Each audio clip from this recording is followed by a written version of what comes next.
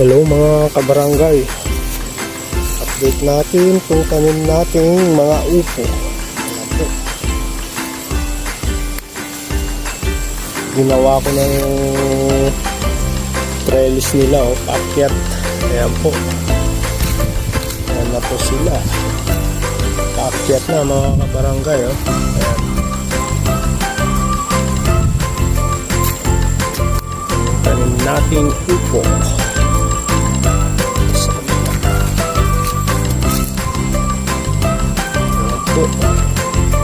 Umpisa na silang umakyat, pero hindi ko pa nagawa yung taas mga kabarangay.